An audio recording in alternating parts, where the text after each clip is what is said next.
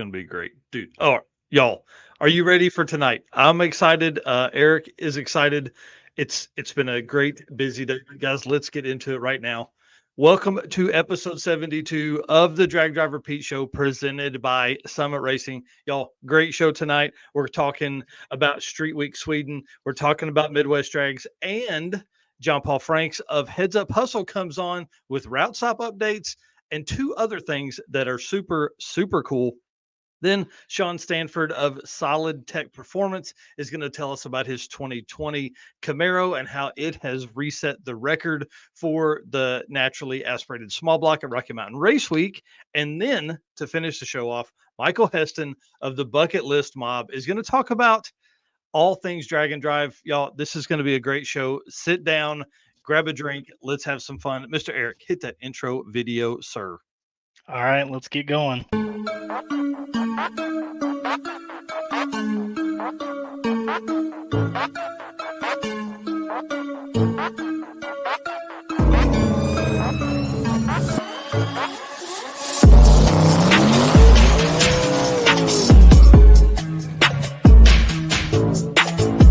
We're going to pack things up and hit the road and try to make it the next day.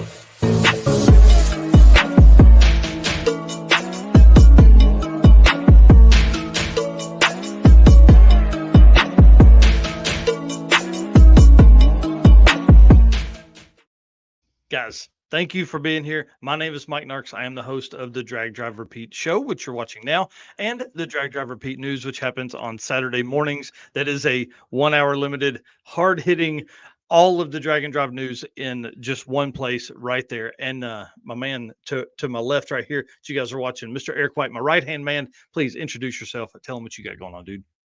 I am Eric White. I am the co-host of both the news and the show. I do a little bit of everything. I help with photos here. I run my own YouTube channel and social media, which is 815 LSX Swaps. And with going to our local Cars and Coffee, I have fired back up Motorsports Paparazzi to post photos back onto Facebook. So I'm a little bit of everywhere, plus building the Eric White brand. Yeah, dude, it's awesome. And had a huge week at work this week. Got your name in the ear of the CEO at your office, dude. That's pretty cool, man. It's been awesome. Yep, and I want to say that today is my mom's birthday, so we just got done celebrating her birthday. So happy birthday, Mom! 63rd birthday. That's awesome. Happy birthday to Mrs. White. She's awesome. I've met her one time, and she was the sweetest lady. Outside my mom, I would take her as my mom as well. She seems awesome. All right, well, let's get to it, y'all. You know the deal. We can't do this without you guys. You guys are the reason that we can do this right here, that we can provide content. So thank you for being our race car friends. Guys, hit the share button as you come in here, as you get fired up tonight. Let folks know, because of the new rules within Facebook, we can't share this feed directly to groups. So if you are a member of one of the Drag and Drive groups or a race car group that you feel this could be beneficial to, share it to that group. Please, we appreciate that. And then, guys, we can't do this without our sponsors. They truly make all the travel and everything possible. Summit Racing, Driven Racing Oil, Molly Motorsports, Car Change 3D, WAF Racing, who was on last week, got an update on their stuff. Performa Built Transmissions, Howard's Cams. We need to talk to Luke soon, man. I got some cam shaft questions. Sweet Patina, Power Tube TV, and Racing Junk Classifieds. Y'all, without those, we can't do this stuff. We just can't. We can't get to all the events that we go to throughout the year. Well, Summit Racing Speed Legacy began in 1968 as a one-man startup and is now the world's speed shop with 4 facilities and 200-plus catalog editions. Fueling your passion, they save you money, deliver fast, and offer top-notch customer service for more than 1,500 brands. Make sure to download the Summit Racing mobile app for easy access to speed parts. while you're on your phone, you can also find them on Facebook, YouTube, TikTok, and Instagram. They're always posting cool stuff. And then you can listen to the On All Cylinders podcast or watch it, I guess. They have that as well. That's their podcast for automotive discussions. From humble origins to the social media lane, Summit Racing stands by your need for speed. You can find everything over there at summitracing.com. Well, listen, this week they have a fun post. It was, if you could choose any classic car for a nostalgic weekend road trip, which would it be and why? Eric, you tell us yours first, because I just hit you with that out of nowhere, bud. I would have a probably 72-ish Nova. Definitely LS. I think I'd probably do a Pro Charger on that for just a weekend nice. road trip car. I think that'd be fun. So kind of Yeah. a resto mod. You got to have the AC in it, but stomp that loud pedal when you need to. That's exactly right. Well, my choice, I think I'm making the move to like a 70-ish Camaro. That split bumper, big grill, of course, turbo LS. I love turbo stuff, love the turbo sound. And I think it's going to be a stick shift because I'm headed somewhere to do big, gnarly burnouts, like big rollers, big turbo 80-ish millimeter, something like that. Let's do some 70-mile-an-hour burnouts. There you go. Yeah, I could so I get down thought with that was that. Oh, yeah. I thought that was a fun question. They're always posting stuff like that. So, guys, you got to head over to Summit Racing on Facebook and follow them there or wherever you prefer to get your social media fix. And then I want to give a big shout out to Mike Moore, who posted this. Something similar to this the other day was a all-in-one jack / jack stand combo. I love this idea, and I really think it's good for drag and drive because think about how much better that packages as compared to your, the jack and then a jack stand as well. So a Right. lot lighter, I would think, once you combine all of that together. Now, these are $75 each, which I feel like is a pretty good deal considering, like a 3-ton jack is, I mean, what's a 3-ton jack cost? $300 now? Something Yeah, I like have no idea. No idea anymore. $50. Yeah, I don't know. So this is $75 each. Grab you 2 of them, just slide that dude in and just like that. And that's what Mike Moore says he does to lift his the Fickle Fish S10 up for Dragon Drive events. This made a lot of sense to me. So big shout out to Mike Moore of Veterans Homes. Oh, I hate that I can't remember the Veteran Safe Homes or something like that for his the charity that he works with all the time. So great from him. Appreciate that for sure. And then let's talk about some Driven Racing Oil event updates because I actually see John Paul Franks down below and he is going to be on in about 2 minutes. So let's get this ad read out of the way and then we'll bring him on. All right. Why gamble with performance or protection when you get proven results from Driven Racing Oil? Trusted by top engine builders, winning racers, and devoted horsepower enthusiasts around the world. Driven takes legendary base oils such as the ones from Bradford, Pennsylvania, which comprise their GP1 line. Then Driven boosts that superior base with state-of-the-art additive packages. Driven's GP1 Nitro 70 not only provides anti-wear protection, but can even shield cylinders from washout and fuel dilution caused by using methanol or nitro-based fuels. Learn more about Driven Racing Oil by following them on Facebook and Instagram at Driven Racing Oil or shop now at drivenracingoil.com. Yep, that's right. Well, John Paul is on tonight because he's got a couple updates from the Heads Up Hustle event, and then so let's bring him on. Oh, remove that, and we're going to add you, Mr. John Paul Franks. How are you this evening, sir? Hey, I'm doing great. How are you guys? Man, Good. I'm excited about this. We're down to what, 19 days or something like that. The event is at the 15 days. Is at the end of the month, and I'm ready, man. I've been kind of jonesing a little bit. Haven't had a Dragon Drive in about 2 weeks, and I'm ready. So this one can't come fast enough. Well, that's if you guys don't know, John Paul Franks runs Heads Up Hustle, which is a heads up drag racing Dragon Drive. So it's kind of fun. I'm ready to take the plunge and be the announcer, man. I'm going to be full time on the mic on that one. It's going to be weird. You're going to do great. We're excited to have you. Well, I appreciate that for sure. Well, let's talk about a few things, and then we'll bring up one of the best things about that you sent me today. So tell us about the route stop. while I get this other picture pulled up here. Yeah, so we're really excited. Melling Performance, they build oil pumps, they do camshafts, they do valve springs, they do lifters, all sorts of awesome performance parts. They've come on as a class sponsor for us, and they're actually going to also be a route stop for us as well in Jackson, Michigan. So we're going to stop by their headquarters where they make all their American-made products, and that will be a route stop for us for Heads Up Hustle. It's going to be super awesome to have them on board. Man, I'm really excited about that because I think that's going to be anytime we can go by, something that is that level of a race car deal, that's awesome. And I mean, dude, they have like pro stock cars and they have all kinds of stuff, but it's going to be pretty awesome to be in the midst of all that. Yeah, we're super excited, and that's just one of the route stops we've got. We've got some other really cool route stops planned. I'm not sure how many I want to talk about tonight. I'm actually going to be out driving the route tomorrow. So I'm going to be getting up at like 5 o'clock this morning or tomorrow morning, and I'm going to be out driving for 12 plus hours tomorrow, checking stuff out. So That's awesome, dude. That is great news. Well, there's also something else you and I were talking about that is similar to one of the other events, and so why don't you tell us about what that's going to be too?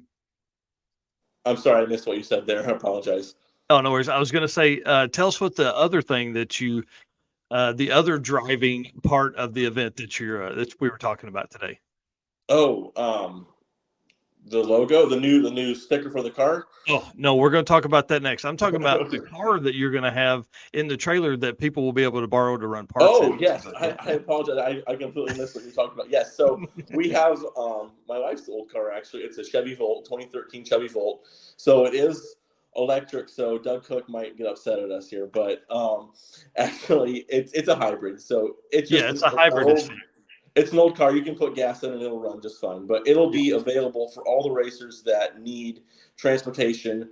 So that if they have a parts run, if they hopefully don't have to go back to Milan and get a trailer, we just have a car, extra wheels that racers will be able to use to get around if things go sideways. So it just gives them flexibility and peace of mind to know, hey, they can call me up and be like, hey, we're stranded at such and such place. Can we get some wheels? And we will have wheels available. So that's super cool. Yeah, I think that's a huge win for the racers because then that takes just that one extra step off their back, one extra thing to worry about off their list. So that's a plus. Now let's talk about this thing because I'm a fan, dude. This looks awesome. This is going to be like the window decal for the event, which I love this, man. It looks awesome. Yeah, we're super excited. I'm really happy with how the design turned out. A local promoter to me who puts on some streetcar racing, it's called Whole Shot Media, Blake Mushin. He's going to do all of our T-shirts, and he worked with one of his designers to get this design as well as our T-shirts. And I really like it. I especially like the old-fashioned like stoplight pole that says "drag and drive" on the two streets. I really like that touch.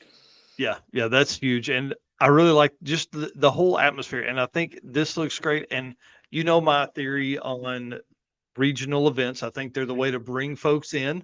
So I feel like regional events are, a bigger decal are great for those because then you can stick those on the window. And a lot of times those racers are going to leave those on, as a badge of honor, just like they do the windshield banners at like a national level event does. So this is really, really cool, man. I'm excited. Yeah. And maybe we can start stacking them like you guys do at the circuit. I don't know. We'll see. Yeah. Hey, I'm sure there's going to be folks that'll have the 2023 decal on and the 2024 decal and hopefully 2025 decal. Well, the 2023 decal from last year was one of the things we knew we had to improve on. It was a very last minute thing. We literally got them the night before the event, and most people probably will have taken them off by now because they didn't look so great. But we had to upgrade that for this year. Yeah. Well, hey, I think you made a swing in the right direction. Well, congratulations to you, sir. Thank you for coming on tonight. We appreciate it, and good luck on your drive tomorrow. Thank you. I appreciate it. Yeah, we'll be posting a few things along the way as we go scout it out. That's awesome. Well, Very guys, cool. if you haven't yet, please go follow Heads Up Hustle. That's John Paul's deal. It's gonna be awesome. And again, you'll get to hear your boy announcing for the first time. I'm anxious about it. So it's gonna be a lot of fun. Hey, you've got a lot of experience in the mic. You'll be great. We're super excited to have you. Yep. Thanks again, man. We appreciate it. We'll see you soon. Thank you guys. Take care. Bye. Awesome, man. I really am excited about that event. I think it's going to be a ton of fun and an absolute blast to be able to stand up and talk about that event as we go through all the weekend there. Again, July 26th through 28th is the event weekend for that, and I'll be in Detroit area. So if you're up that way, it is Milan Dragway and then Mid Michigan and then back to Milan. So July 26th through 28th. I don't feel like it should already be July, but it is. Oh, it is. Yeah. Oh yeah. Well, let's talk about Midwest Drags is on right now happening. Jesse Fox 3G Video. I want to give a huge shout out to him. Please go follow him. He's I think one of the only photographers or media content that's out there that I've seen anyways. And that may just be because we're good friends and I see all of his stuff, but 3G Video is the way to go, is the way to follow along. He does daily videos and has been posting a few pictures, but as I smack him on the hand a lot, we need more pictures. We need more pictures, bud. All the time. I'm always telling him. So maybe if folks will tell him, that would also help. There's several classes. I think they've got like 9 classes or 10 classes or something like that.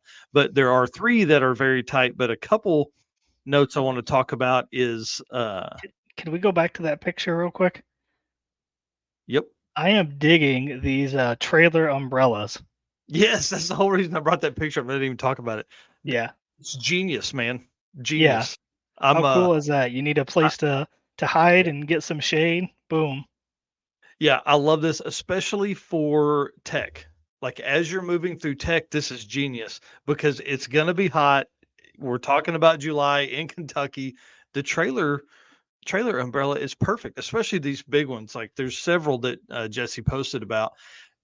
It makes so much sense, man. And you probably already have them on your back deck anyway. You just steal that thing, weld a tube to the side of the trailer, slide that dude in. Right. Yeah. So really cool idea.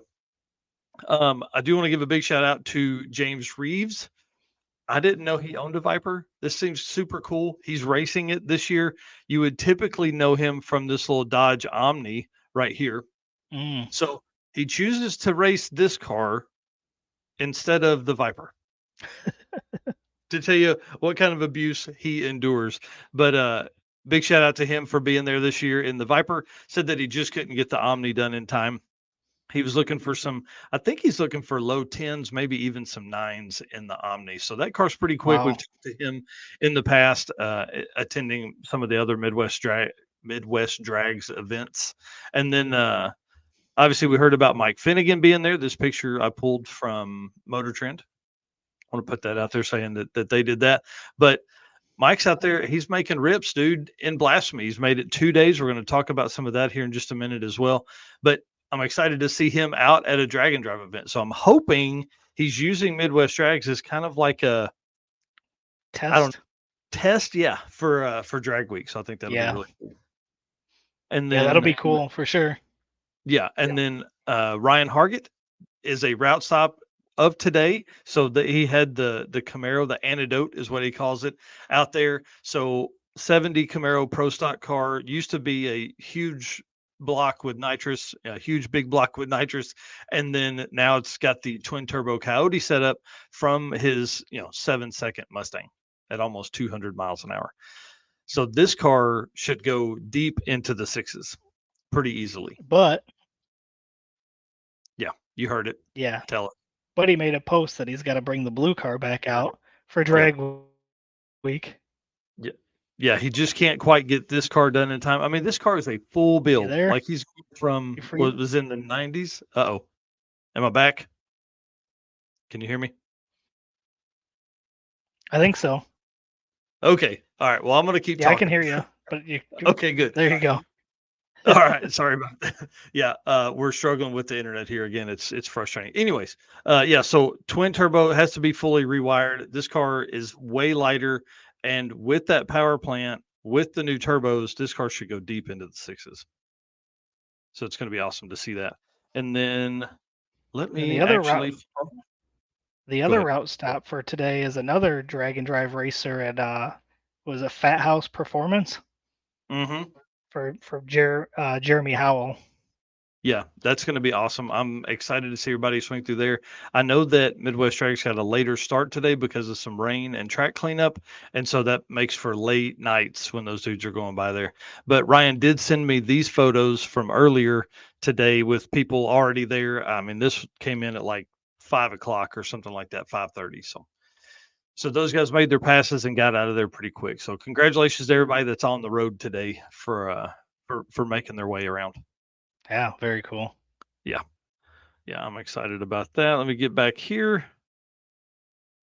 Almost there, I promise. And then we're going to talk about Street Week Sweden, which you guys saw the picture of there. They are racing also this week. They started on the 6th and they'll end on the 13th. So they're about halfway through. And so I just grabbed a quick picture from them. That's a cool photo. Oh, this shot is great. And their post is this is from day 2. So this is from yesterday. And I had to use Google Translate because they obviously type in Swedish over there. And I don't know what that ever means. I don't speak Swedish, right? So it says the fact that there's a car culture in Dalarna has been around for a long time. So I'm thinking like car culture in Dalarna for a long time.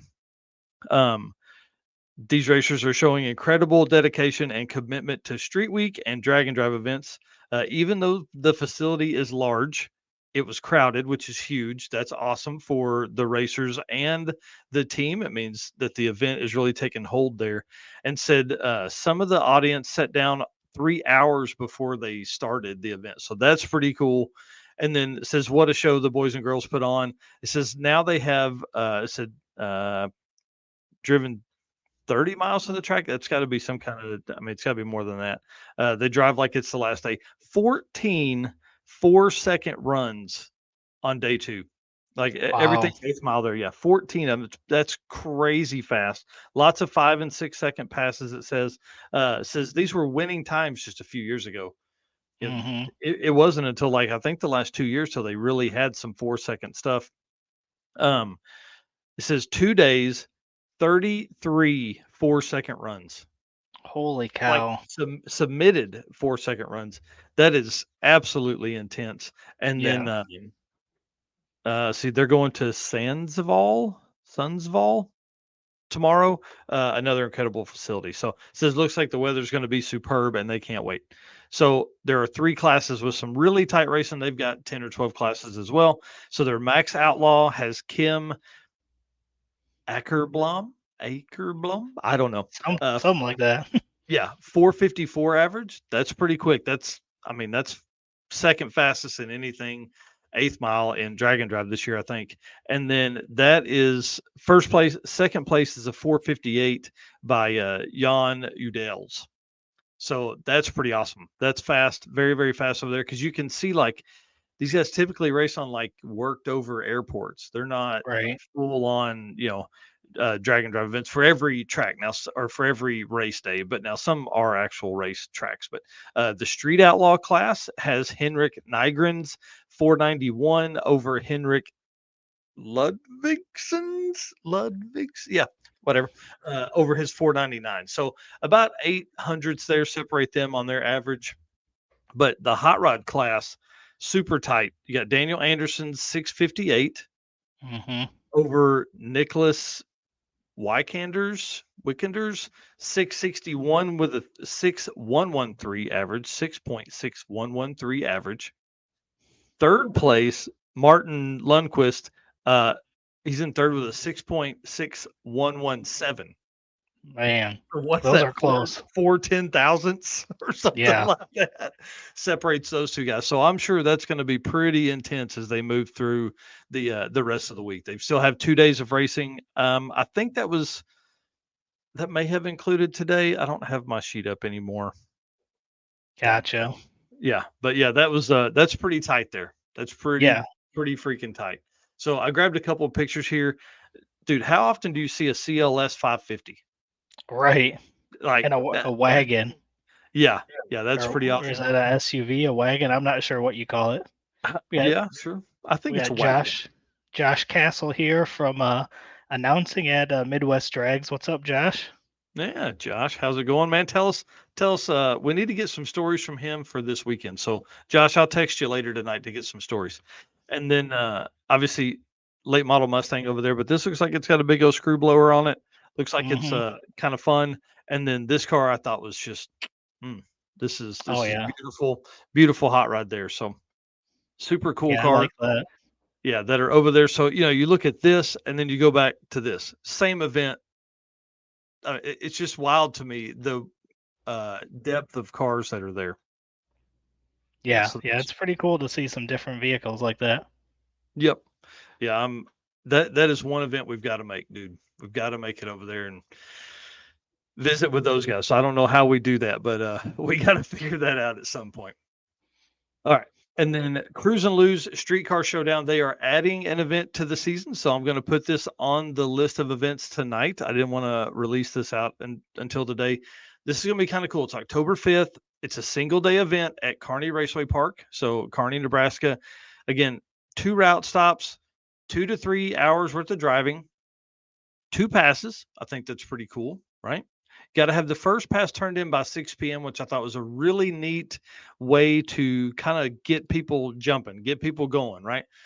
They're going to have 4 classes. They got unlimited. They've got 650 index, 750 index, and 850 index. Again, going to be based on your average of 2 passes, and then $100 entry. So it's inexpensive for a drag Yep. and drop, kind of fun. And then you can actually pick up sponsorships for as low as $200. So it's kind of cool. And I know a lot of that they're giving back to the racers and all that. So pretty interesting. I'm excited to see a single day event really do well. I think it's going to be a lot of fun. And I know those guys, 2 to 3 hours worth of driving is got to be 150 miles worth of cruising. Right.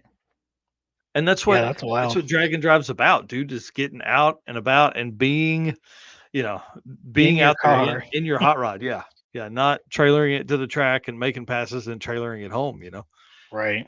Yeah, even if it's just a one day, I mean, it's still more people in seats on the highway or back roads or on the streets in general. Yep. Yeah, that's for sure.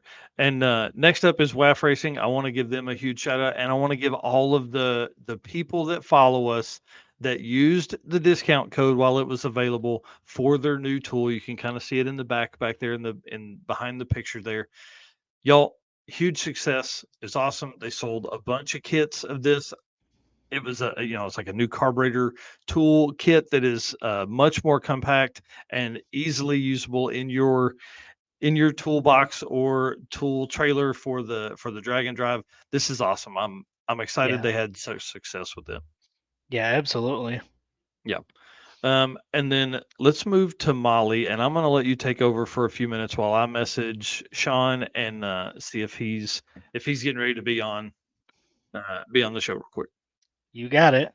Attention high performance enthusiasts and racers, meet the Mali Motorsports Power Pack Kit, your ultimate solution for power packed performance. The Power Pack pistons are made from either 4032 aluminum alloy to allow for tighter cylinder to wall clearances and improved temperature stability, or the 2618 alloy to allow for increased detonation resistance. Tailored for various engine families from small block Chevy to Volkswagen and Audi, Mali has you covered. What sets them apart? It's forged pistons, Grafal coating, and phosphate treatment for peak performance and durability. Elevate your ride with Mali Motorsports, where performance meets precision. Unleash the power within. Visit mollymotorsports.com for more details. And for all our podcast listeners, Mali is spelled Mahle. That's right. Well, we want to feature Molly Motorsports co-pilot segment this week is our good friend Kyle Hood in the El Camino that you guys will remember from the circuit. You'll remember the turbo LS setup here. Drove the car from the St. Louis area all the way over to the circuit with his friend Casey Matthews, who's there in the middle in the twin turbo Mustang. Super fun. He's telling stories about his dad, who is his co-pilot this year. And so one of the things we ask is tell us a story about how your co-pilot saved the day. He said we really had such great luck this year on the trip that he didn't really have to save the day, in quotes. He said one thing that came to mind was him literally welding floor pans in after the car was packed and ready to go. I figured we were just out of time and would avoid putting our feet there in the floor pan. Okay. Like, dude, what the heck? Nice. You got to use those, right? He said, but I come out of the house freshly showered and ready to leave. Fellow competitors, Casey and Clayton, also there ready to go. And my dad is tacking patch panels in. Sparks were flying under the dash. I thought for sure that was going to cause problems. But in true Jeff Hood fashion, he just said, don't watch. He was a massive help in putting the whole car together in the small amount of time we left ourselves. So that's awesome, man. That's so fun. And then one of our questions on the Molly Motorsports co-pilot spotlight is tell us a funny story about your co-pilot. He said one that comes to mind is the first time he drove the El Camino with a turbo setup. He was so nervous, having only experienced carbureted boomer stuff before. Said he makes a 12-0 pass and rolls back around to the pits completely amped, talking about he's never felt anything pull like that and how he gapped the Chevelle next to him. He said, I knew something was wrong, though, because I had heard the car shift into fourth gear. I pulled the data log. He was at a smooth 70% throttle all the way down, but swears he was flooring it. He's finally starting to come around to the technology. Can't figure out how to add pictures, or I would. Yeah, so I went ahead and grabbed these from, so I didn't mean to put that last bit in there, but I grabbed some pictures from his Facebook page of the circuit event for him. I had a blast hanging out with those guys. They were a lot of fun. Both of them always smiling and laughing and joking. So it was a great time. Oh, absolutely. Yeah, to spend with them. Well, I don't know where Sean is, but we're going to roll on without him. And then if he hops in, we can take care of that. Now he is a couple of hours behind us, so I hope I didn't get my times mixed up, which I've done that in the past. Not me ever. No, not ever. So, Sean Stanford now currently holds the Rocky Mountain Race Week naturally aspirated small block record with his 2020 Camaro. We actually got a chance to catch up at Rocky Mountain Race Week. We were in Ennis, I think, and at that point he held it, but obviously you got to finish the week. This is a 2020 Camaro. Essentially his shop, Solid Tech Performance, I think in New Mexico or Arizona, put this car together as basically a shop car. And he said it's the hardest thing he's done not to just continue to upgrade. This car currently reset the record set by Matt Coding in his small block 69 Camaro. So Camaros have owned it for a while is what I'm saying. Matt's time was 10:254 to hold the record for NA small block.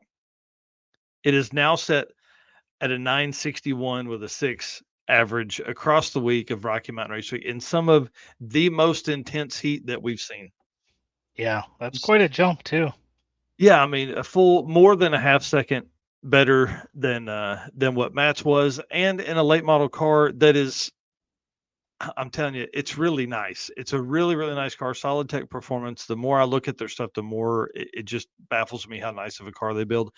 And he says, I really want to put I want to put a big turbo on it. He's like, but I want it to stay easy. He's like, this was a pretty simple build. He's like, we really had to think out the whole process to put it together, to do, what powertrain, what, camshaft and converter and transmission and all that stuff they wanted to go with to make sure everything was right. And I was hoping he's going to be on so he could tell us a little bit about that process, but that's the way it goes sometimes.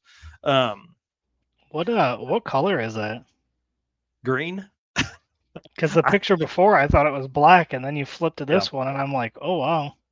Yeah, it's a dark green. It looks awesome. Like this is a great pick here. He was riding along all week with another shop car or a car that was built in the shop, I think. And it's this Fox Body 4i over here.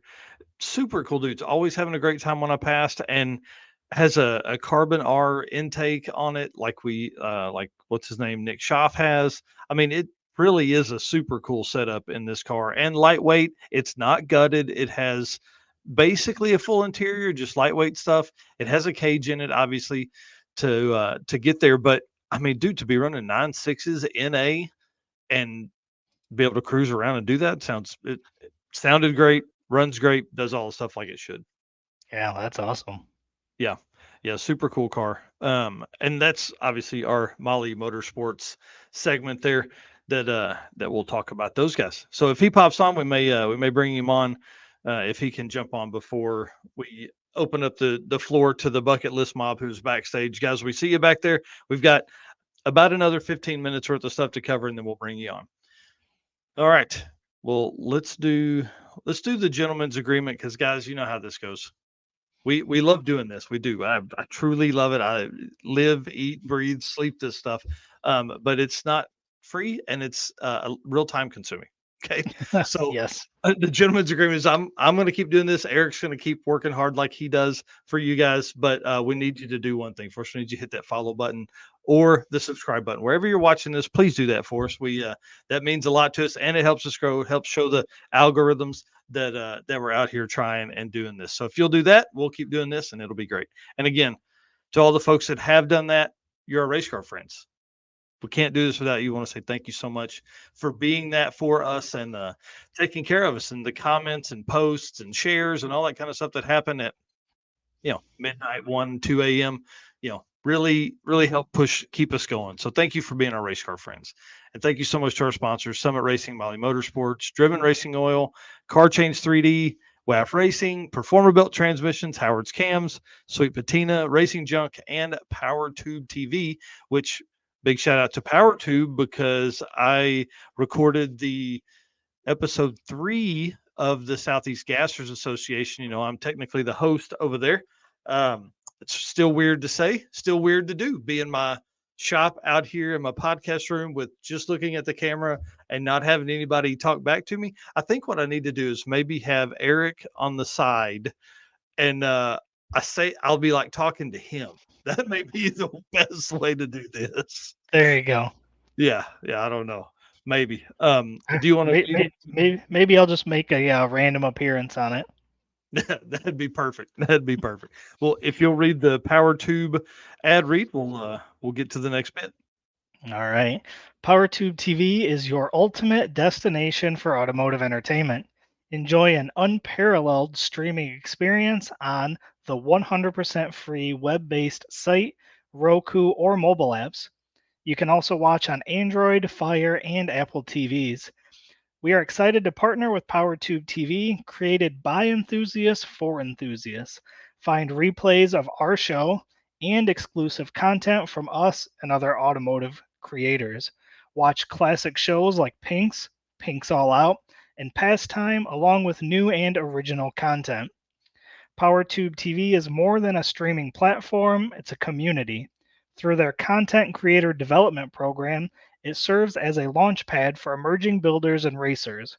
Join us on PowerTube TV and experience the thrill of automotive entertainment like never before. Speed, power, and community await you. Find out more at watchpowertubetv.com. I know that's right. And again, appreciate them for the opportunities they've provided for us, and more stuff is coming down the pipeline. So make sure that you're signed up over there and have that stuff loaded up. Well, the Howard's Cam community segment, this is one of my favorite spots, and it's really it's grown. Really, we've taken this from just one comedy segment that they were in during the news last year, and they upgraded to a segment during the show, and we've actually turned this into this is when we bring guests on and all of that. So if you want to, let's play that video, and we'll get to a few things and then bring on the bucket list mob. All right, sounds good. Hello, ladies and gentlemen. Harris from the Monoxide Podcast. Real quick, Howard's Cams was founded as a racing cam manufacturer almost 80 years ago when Howard Johansson created Howard's Power and Racing Equipment in 1945. Howard's Cams has always used on-track experience to design the most powerful designs, and today they have an even greater group of experienced racers in circle track, drag racing, road race, mud bog, and marine. They use all this input plus the most advanced computer software to design the most competitive race-winning products. From pioneers in drag racing and oval track to cutting-edge marine development, Howard's Cams is at the forefront of the industry. So make sure to reach out to our friend Luke B for your next valve train upgrade. All right. I'm messaging him now saying that we're going to need to bring these guys on because I'm excited about this part here because we obviously have a few things we want to talk about with Mike Finnegan. Again, use this photo from Motor Trend. Just want to put that out there so there's no question. I did not take that photo. I wish I had because it is absolutely gorgeous. Nice. He's at Midwest Drags like we talked about earlier. This car is working, man. It's working. 9,648 on day one, 9,648 and a 9,907. Again, at Midwest Drags, you have to turn in 2 slips per day. I really like that setup. And then on day 2, ran an 8, an 892 with an 8, and then a 939 with a 2 on day 2 to be, listen to this, in 4th place in manual shift H pattern. Wow. Dude, that's crazy to me. Yeah, the stick shift class over the last couple years has got super competitive. Yeah. Yep. I'm refreshing the page now to see where we're at for manual H. Yeah. Adam Buntley currently leads the manual H pattern with a 913 or 913 average right now. See how many? Yeah, he's got an 898 and a 9104 for today. So yeah, putting it down, that's for sure. Yeah. Adam Buntley in first place, Kyle Buntley in the second. I mean, it's pretty salty. And then CJ Roberts, we love the Kentucky kid. 83 Mustang with a 9.4. And then Mike Finnegan, actually, his average is a 9.469. So he's only he's in 5th place. My apologies, 5th place. So somebody went ahead of him today. Yeah. Yeah. Pretty wild. Yeah, that's pretty sweet. I mean, it's cool to see him out there for sure, though. Yep. And then obviously we talked about Hargett Performance earlier, but another big shout out to them. We love Ryan and Tammy and the whole team over there. Brent Sinclair's a big part of that program as well. And the whole team, this is the shop picks of their route stop being on this today. And I think as a community part, being a route stop is awesome. Let's see, Greg Black. Yep. Let's see where he's at. Got Jeff Kirchick asking where Greg Black is. Let's see here. Ooh, he is in 6th place, right behind Finnegan with a 961 average. There you go. And again, you can find that at MidwestDrags.com. They have a real-time results over there. So that's kind of cool. And then again, sorry, back to Hargett Performance. If you are a shop and you think you may be on the route of one of these drag and drive events, reach out because I'm telling you, hosting my own, I know how hard it is to find route stops. And, I drove it and found some, but at the same time, if people were like, hey, come by here, we'd love for you to stop by. We're going to be close to the route. We would love for you to do that. Tell us where you're going to be. And then how excited about this are you? I saw this and this was pretty cool. I'm glad to see that he's jumping back into it. I mean, I don't know if you remember a couple years ago, we were both, I think we started at 555, if I remember right. And we were doing a race to 1,000. So I'm glad to see that Casey is back. And I saw he had a post that he had a big spike. I think it was it a jet ski or some video that he said he'd posted, and it was a will it start video, and it just went wild. And I guess that kind of got him the motivation he needed to kind of get back into recording again.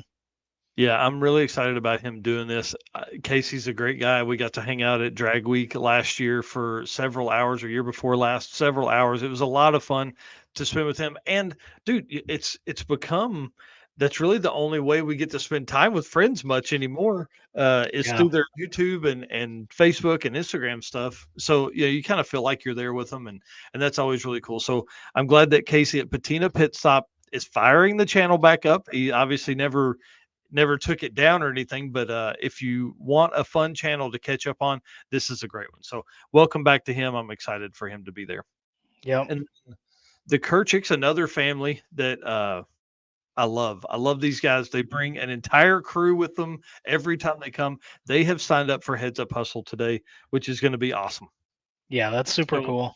Yeah, they're bringing 3 cars. Jeff messaged me that the sister is signed up, and Nick messaged me that he signed up, but now he's got to rebuild the motor that's going to be in his Fairmont, who his buddy is sitting on the hood there. He's got to get it fired up because now he has a goal. They took it to 6 summer, but it wasn't right. They obviously hurt something in a Craigslist find or Facebook Marketplace find engine and had thrown it in there, thrashed to get it in.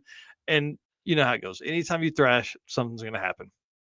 And that's what happened. So they both thrashed to get there. Now Nick is going to be back with a new motor set up in the car, and he's got 3 weeks. So these guys like to really crack the whip. Or, dude, 2.5 weeks. Holy crap! I just realized 26. That's 16 days from right now. Yeah, that's coming up super quick. Yeah. So if anybody can do it, it's these guys. They have no quit in them, and some people can just work faster than others. My brother is one of those people. I can't work that fast. I guess like I don't have the amount of experience to be there yet. But those guys are coming, and they're bringing 2, if not 3 cars. So it's going to be really fun. Yeah, that's awesome. Yep. And then the Race Car Friends group, the Drag Driver Pete Race Car Friends Facebook group, y'all, we're over 1,300. We've had a huge spike. Oh, Jeff just said they're trying to find a converter for Ellie's Dart also. Yep. I think it's got a 904 Mopar transmission. If anybody has one laying around, they need it for sure. So that's exciting to have them be there and hang out. And I know, again, those guys are going to be a blast. And a great place to post about all that kind of stuff is the Drag Driver Pete Race Car Friends Facebook group. Again, 1,328 members, started from absolutely zero. Didn't have a group before anything. So we appreciate the growth that has seen in the last few months. And it's funny about Facebook groups. It's like, it's hard to get started, but once it begins to roll, it kind of just takes on a life of its own. Mm-hmm. And that's what we're seeing now. We're having a lot of people post, they're not just replying to posts that we're making, they're creating their own posts, asking about stuff, asking questions about drag and drive. And that's where I would almost say a lot of experts are going to help answer those questions. You have a lot of members that are in there helping people move in the right direction. So if you haven't yet, please join that group. We'd love to get that up there a little bit as well. All right. Well, let's talk about bringing on the Bucketlist mob. And I initially had thought it was going to be just Mike, but you know how these guys do. They're a mob, man. They're a whole group of people. So let's bring them on, and we're going to talk about all of the fun stuff that they did at Sick Week, at all the other events that they have on that TV. Okay. Guys, how are y'all this evening? Hey, Mike. Hey, Eric. How's it going? It's Good. going. How you guys doing? Hey, there's it's a great pumpkin, Charlie Brown. Orange ain't my color. There's no axle in the gasser. What the heck are y'all doing taking stuff apart now? I'll blame my oldest daughter. She eggs me on. That's awesome. Yeah. Well, let's talk about some stuff, guys. Introduce yourselves. Tell us who all you are. Kind of go around the room there and tell us what you got going on. All right. You, Matt. This is Matt Lewis. Oh. I'm Mike Heston. This is Mike Wiles, and this is Jack Rachel. Not here today is Patrick and my dad. They had other stuff to take care of, so they couldn't come today. But that's our group. That's how we get stuff done.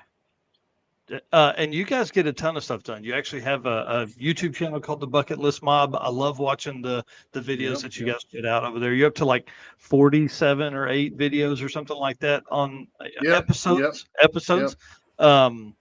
which is, I feel like probably one of the best ways to document the awesomeness of lives that we do. You know what I mean? Like you guys are always working on stuff. Yeah, well, it kind of started. I mean, it originally kind of was like, we're just doing this for fun, and and it still is what it is.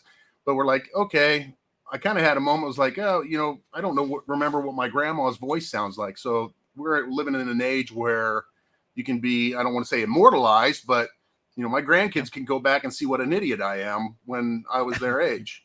So I don't remember what my grandpa's voice sounds like. So I thought, let's just goof around. Let's document some of this stuff. But we really didn't get serious about it. It was just doing it for fun for about 6 months. And then after Sick Week is when the bug kind of like, let's just go ahead and put a little work to this and see what happens, if something happens and it can help pay for our addictions, then it does that. If it doesn't, again, our grandkids and great grandkids will see what idiots we are. Exactly. Yeah. And that's one of the biggest things. That's what I tell people all the time is just do that stuff so you can document it. So you can have that, because I say it, Eric knows, he's heard this. There's going to be a point where I'm not going to remember all the cool stuff I did. So I can be like, hey, look what Papa did. That's it. And that's one of the best reasons ever. Yeah. One of the problems is it also documents some of the stuff you'd like to forget. Right. Yeah, I'm the opposite. I love when stuff breaks. I love when things are hard and you got to figure that stuff out. And hey, that's life, man. Sometimes you fail, and that's okay. Well, come on down. You love when stuff breaks? Come on down. Really? We got plenty of that. Yeah, You would love it here. yeah, You'd be in heaven. right. Well, run us through the group. Like, how did you guys meet? You know, who does what within the? People have specialties. What's y'all's? Yeah. Yeah, mine. I'm the look of the group. He's also the comedian. But apparently. anyway, so it started like I want to say it was the mindset started a while back. I had a heart ablation, and I was in the hospital with all these cardiac folks, and I was 48 or So whatever, about 4 years ago. Yeah, and I was like, man, I was working 60 hours a week, and not every year I'm like, oh, I want to do that, and I'd go, oh, I'll do that next year. 50's creeping up, and I've got all these things that I'll do that next year. I'll do that next year. And I had a moment at clarity at the hospital that I've worked at a place for 26 years. They afforded me a lot of opportunities, but man, I was traveling 40% of the time, and I was like, my girls were growing up. I felt like I was missing them, and I said, I got to make some serious life changes. So you can call it a midlife crisis. I don't think that's really what it is. If you want to, Put a label on it. Yeah, put a label on it. But it is an aha moment for, we've only got so much time on this planet. Let's start experiencing some stuff. So I think I was probably still in the hospital when I was like, hey guys, I've always wanted to go to SEMA. Let's go to SEMA. I'm texting the guys, And off we went. and off we went. It literally started as a Facebook Messenger text group that we just jokingly labeled the Bucketlist Mob. Yeah. And Oh wow. I think SEMA was the first trip, and I can't remember what the next one was after that. Then it was like, Drag yeah, well, like 6 years previous, I used to race motorcycles. You have kids. I got rid of the motorcycle. It's not smart to do that anymore. Got rid of the street bike. And then I was like, the girls are getting older. I'm like, I want something cool again. Maybe I can race a car. At least there's a cage around you. So that's when I bought that Fairlane. But the Fairlane sat for like 5 years in the garage and in the driveway as I gathered up parts, and after SEMA was like, guys, you want to go to Drag Week? Because I want to do Drag Week. And everybody's like, hell yeah, let's go to Drag Week. Yep. So we thrashed. I mean, literally, we got a whiteboard where we marked stuff off, and it was like, leave Saturday at 8 a.m. Scratch it out. Leave Saturday at 9 a.m. Scratch it out. I mean, we got this. Leave Saturday at 12. Okay, we're good. I mean, it was last minute on everything, and 5 hours worth of departure times checked off, and then nailed it. Nailed it. Exclamation marks. Yeah. I mean, yeah. So we went and did Drag Week, and it was really cool because Michael Leamy he interviewed us. The car is different. You don't see the redheaded stepchild of Fairlanes very often, and that's what I call the 65 Fairlane. They're kind of 1 year obscurity or whatever. Kind of leads to the name. Yeah, and that's where the name came from. Patrick's great at naming cars. He named both cars, and so Patrick's like, it's yellow and it is ugly. It's the ugly duckling. I'm like, that's perfect. Yes. Patrick has a knack for there's Patrick all the way in the left. Yeah. And that was the first time at Drag Week in 2019 when we actually saw other cars. Yeah. Which So was day 3. Yeah. Or day Yeah. 4? So we saw no other cars the whole my time God. because we were so late. So it was like, the car was like untested, and we fought it until we got to our first stop at Drag Week 2019. at 4 a.m. First First checkpoint on day one. Oh and my then gosh. we got to our second one at 7:30 a.m. That one right there. Which That one right means- there. And we got to our hotel at 9. And That's where I was going with and that. our hotel was, they gave away our hotel room, and we'd fought just stuff coming loose, like lost the plug out of the back of the rear end. What the heck, right? How do you do that? You know what I And mean? then in just a note in my brilliance, knows? Little kid, Hot Wheels. Man, 8-stack injection looks so cool.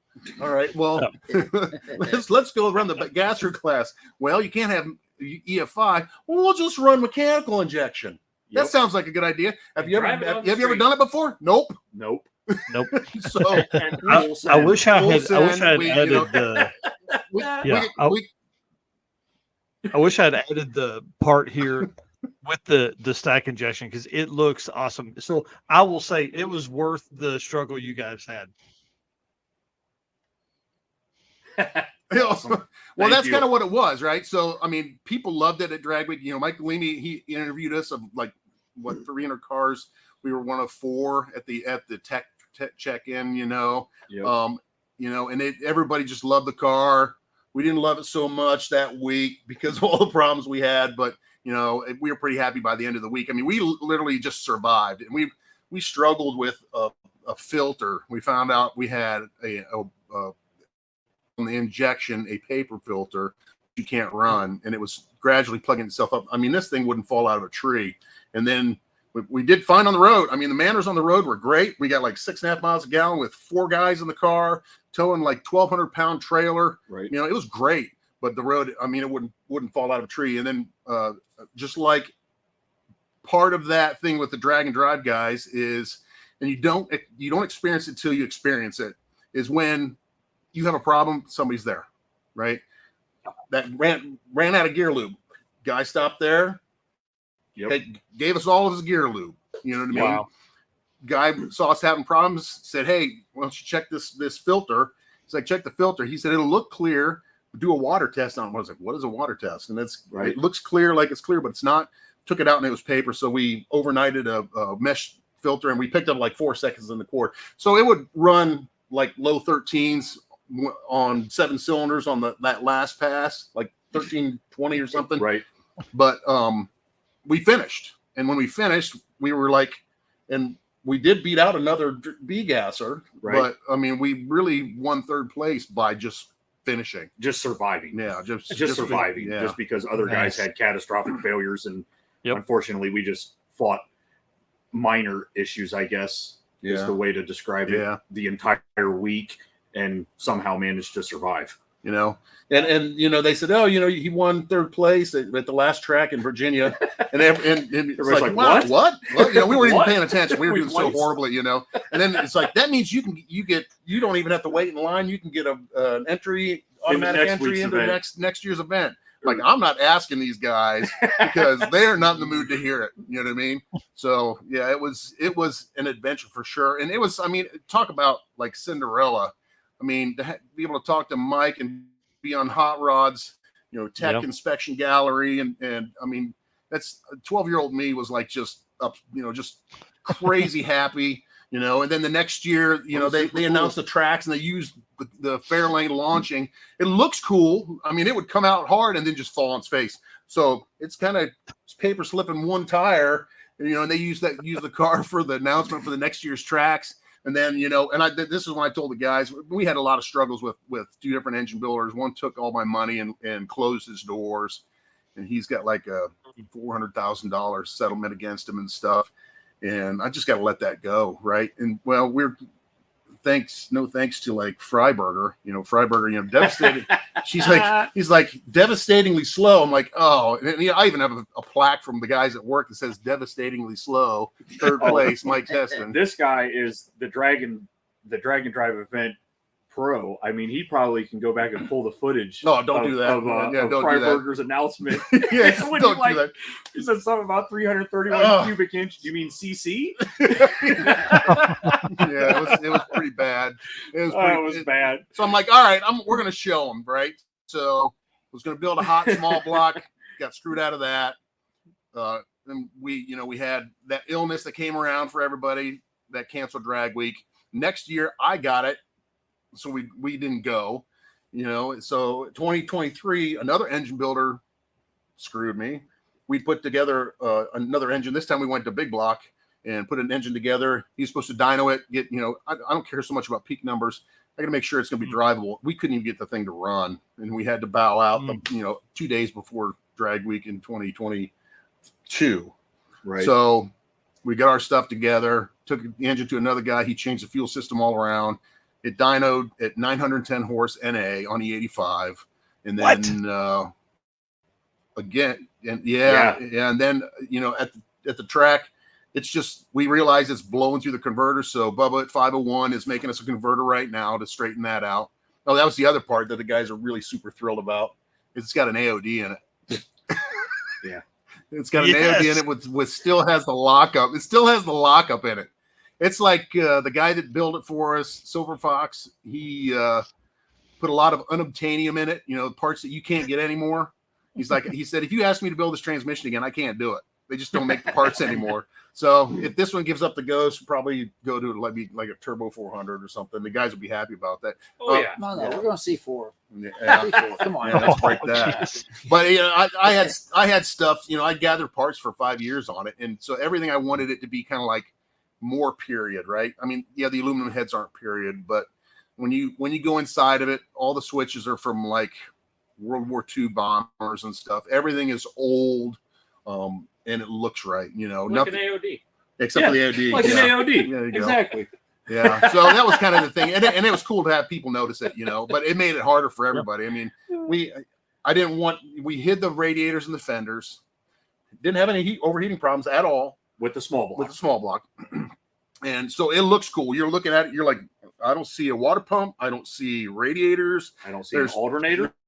There's no alternator on it. What's going on here? Well, the alternator's on the rear end. We're over that. Which is a great idea for all you drag and drive guys out there. Put an alternator on the rear end. It works great in traffic jams. No dead batteries, you only have to pull off the road and run your fire up the generator to recharge your batteries in a traffic jam. Yeah, it's a good time.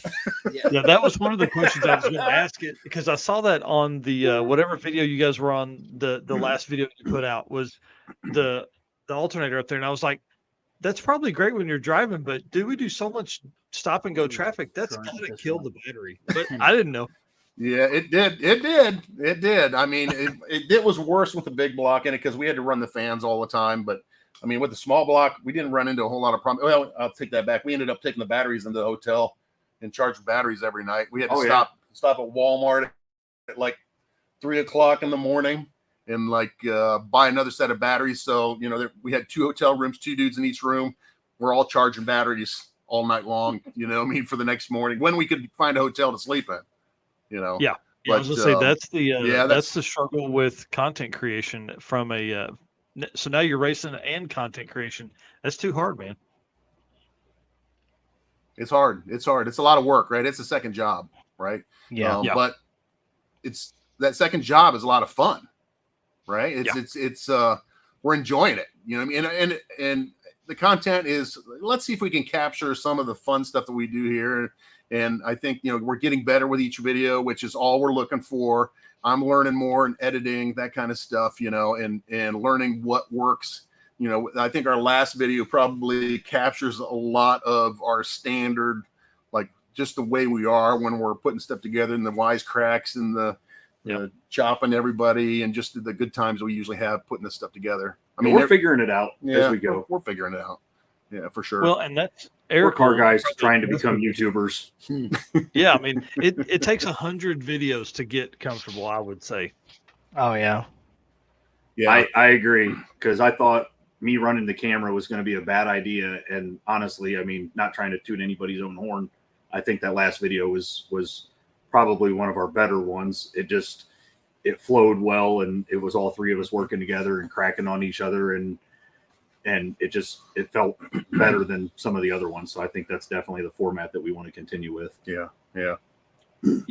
And then drag week, my dad's getting older, and it was another. Go ahead. Yeah, I was gonna say it's a lot of fun. Dad went with us on drag week. You know, he's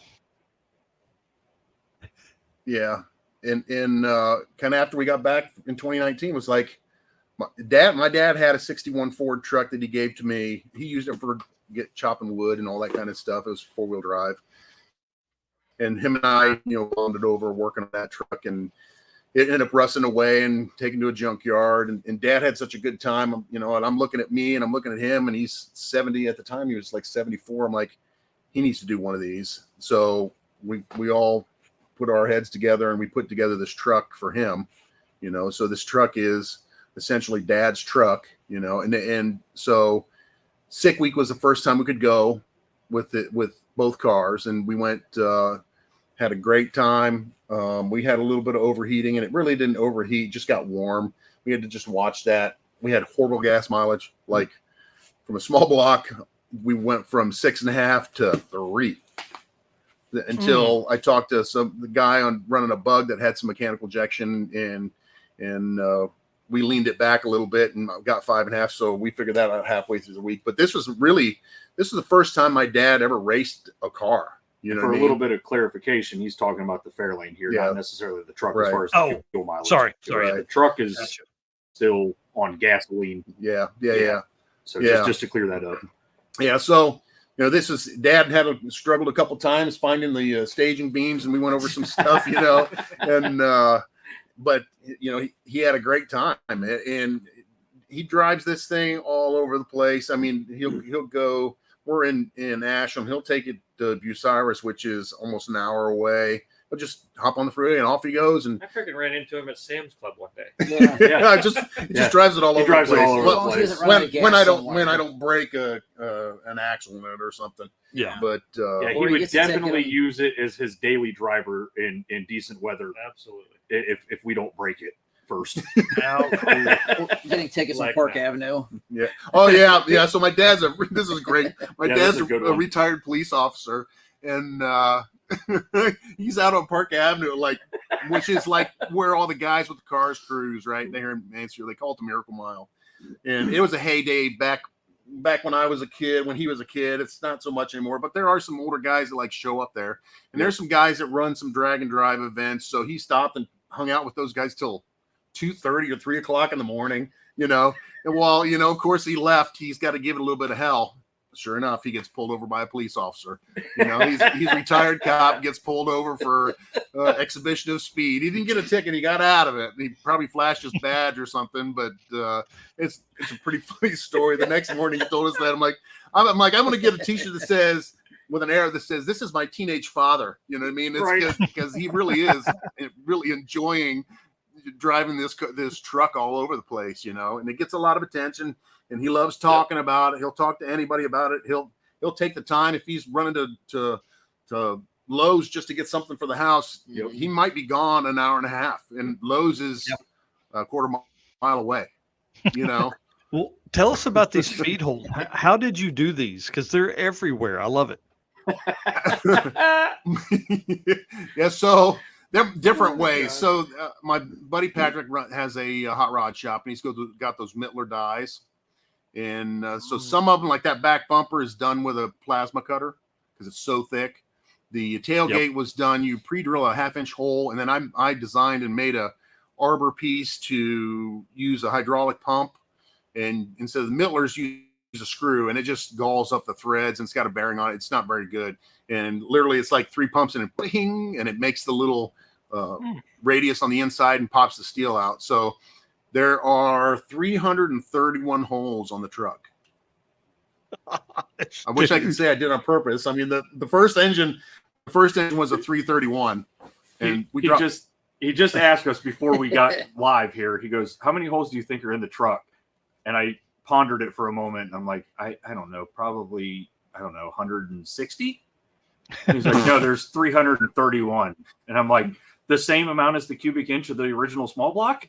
That's pretty funny. Yeah, exactly what it was. 331 cubic inch. I need 16 more holes if we're going to do that, right?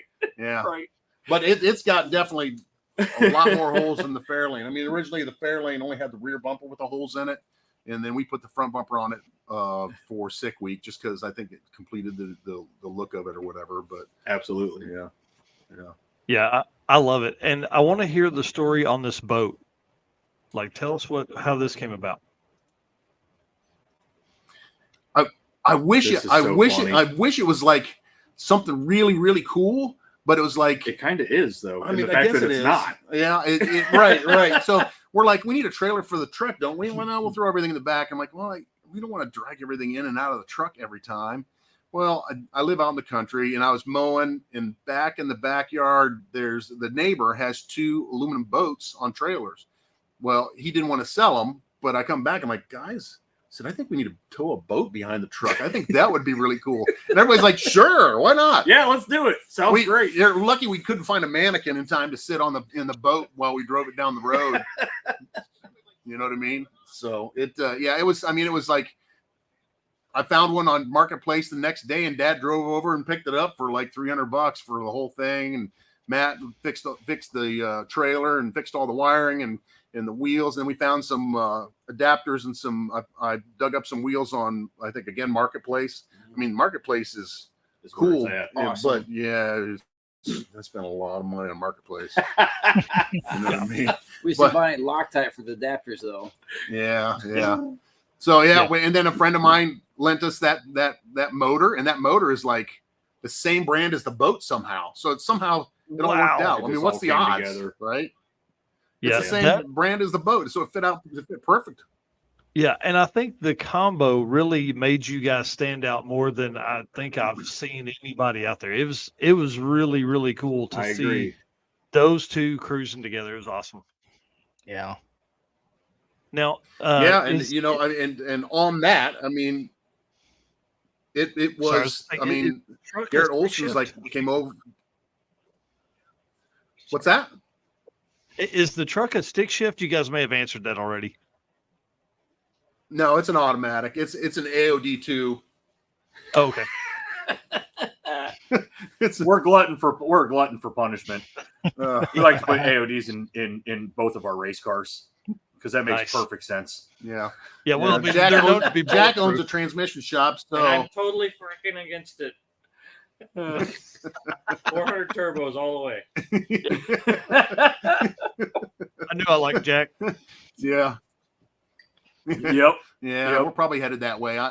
But it was surprising. I mean, we did a full drag and drive event with 910 horse blowing through the converter in second gear, and we thought something was wrong with the transmission. Jack took it apart. He's like, no, there's nothing wrong with it. He said, well, I'd throw some new clutches in it since you have it apart. But so big shout out to Silver Fox, man. Yeah. For putting together something that'll hold. And that's wild. I would leave it in. I mean, that's overdrive trans and drag and drive are made for each other. Yeah, I mean, it does help with the injection. So because it locks up in third and fourth, I can keep the RPMs between 1600 and 2100, and I can control the pressure on the mechanical injection with my cutoff, and that kind of leans things out a little bit and smooths it out. And then, you go from 3 miles a gallon to 5.5, which is huge if you're trying to find E85 gas stations. And every person that you make a phone call to, they're like, we got 87. That's not what we're asking for. E85. It's a bit of a battle, but we do carry some now in the trailer. We've got a fuel tank on the trailer, so we do carry some there. But it's definitely a learning experience. And now that we're not on the road, it's kind of funny to think about how many gas stations we called to ask if they had E85, and the gas station employees had no idea what E85 even is. So, ouch, that sucks. It's always fun trying to find that stuff. Yeah. So, how much attention does the truck? So there's a lot get. The truck gets tons of attention, way more attention than Fairlane. And I'll say, Fairlane's mine, and I love the injection and stuff, but it's just a yellow 65 Fairlane, right? But the truck, it just looks right with the gold metal flake, the real magnesium wheels, the quick change, the patina on it is amazing, right? It's just got the right look, man. And people love it. They love it. You know what I mean? Everybody loves a pickup truck, right? Yeah. And so it gets way more attention than the Fairlane. They're like, hey, I'm over here. I got a Fairlane over here. It's got mechanical ejection. This shit. You know, but yeah, everybody loves a truck, and everybody loves a nice patina. It's the right colors, right? I mean, it's a pretty color. What's left of it? I mean, even the seats. Like a guy saw I was putting that together because I put some stuff on Facebook, and he messaged me and said, "Hey, I got a set of 58. There you go, 58 T-Bird seats. I'll give you." So I went down there. They've been in his shed for like 25 years. We put new covers and foam on it. And so it's got to go through the truck too. It's like everything is, I tried to do kind of period correct stuff too. It's, 58 T-Bird seats. It's the console's out of a 61 Falcon. What else? I mean, everything, minus again, the aluminum heads, right? Didn't have the aluminum heads back in the day. Right. But I mean, the straight axle, the ladder bars, the cheater slicks, the quick change, all of that. Yeah, magnesium wheels. Period correct. Right. The moon tank on the front. Yep. Real moon tank on the front, that kind of stuff. Wow. Just trying to make it tilt front end, all of that kind of stuff was just try to be period correct. Yeah. What are some of the hard to find pieces that you had on there? Pretty good. Oh yeah, you knocked it out of the park. So the hard to find stuff is, I mean, quick change stuff, you can find them all day. I mean, they're made for horsepower. Yeah, they're made for horsepower and dirt and light cars, but for what we do, man, it sure is nice to be able to change a set of gears. I mean, it saved us. Yeah, it saved us. We thought overdrive went out in the truck, and hear a wire come out on the cutoff. There's an electrical cutoff for the overdrive, and so we drove it the rest of the. That was the first day of drive. Yeah, but we were literally just cruising down the road at 65 miles an hour, and all of a sudden it just slipped, and it acted 100% like it dropped overdrive. And we pulled off the side of the road and started checking some stuff and fired it back up, and it had no overdrive. And then, but having the quick change rear end, we were able to just drive it an hour to the track, at a little higher RPM. And then when we were done at the track for the day, we just put a highway gear in it and cruised on down the road again at 70 mile an hour at 2000 RPM. So having the quick change was very, very beneficial. Yeah, for sure. Believe it or not, some of the hardest things to find are the switches, like to get the right switches. Like this, you don't just go to summer racing and find these switches. You scour eBay while you're sitting on the toilet every day. You know what I mean? Looking for this whole World War II stuff. And I've got a bucket of them kind of now, but I mean, like even like the circuit breakers, they're out of an old airplane. It's all old aircraft stuff.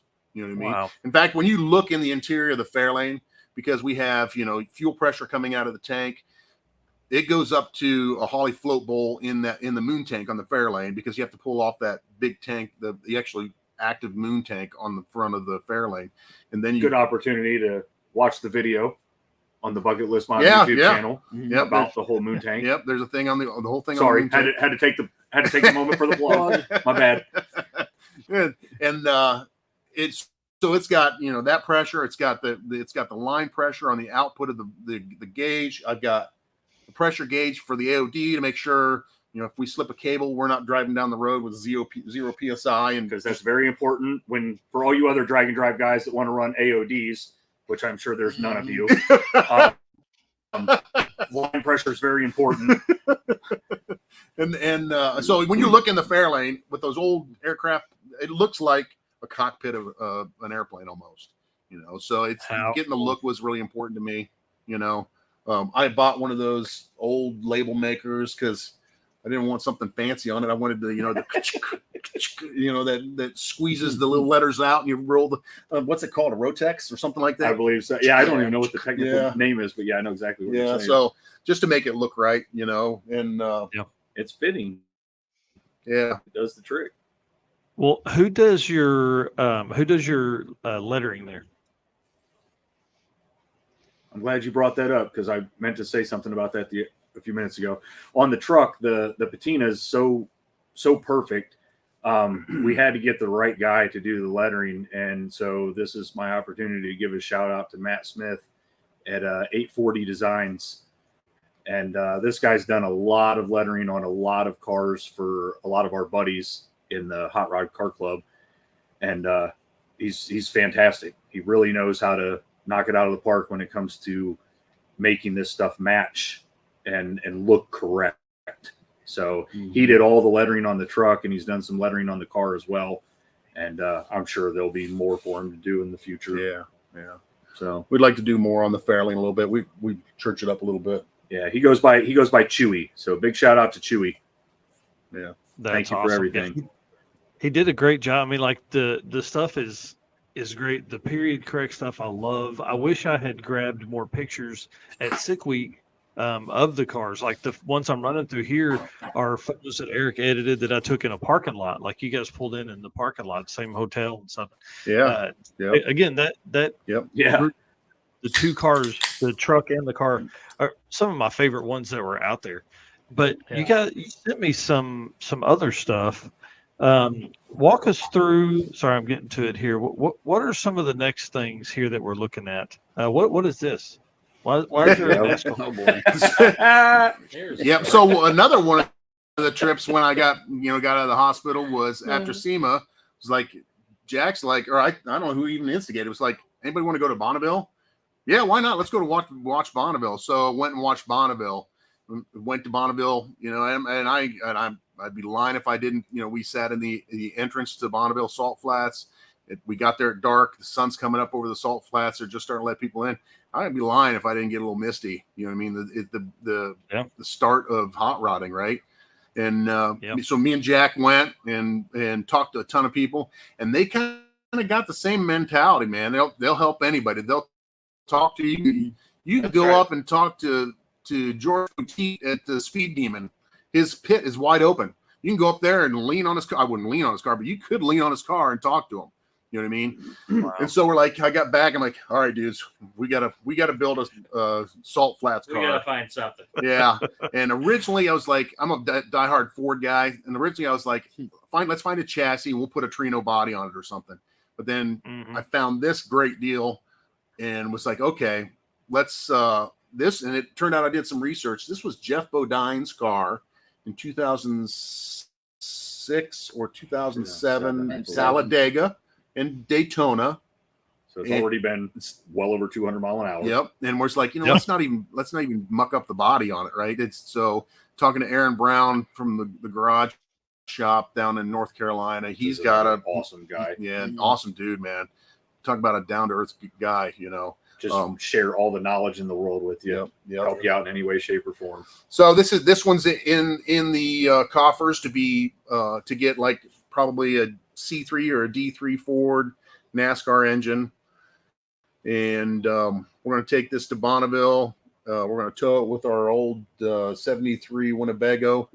You know what I mean? Tow it out there, and we're just going to go, and each one of us is going to make some passes in it, get our licenses, goof off, bench race at night, and drink a couple beverages, and just have a good time. Just have a good time. So that's one of the ones that's in the coffers.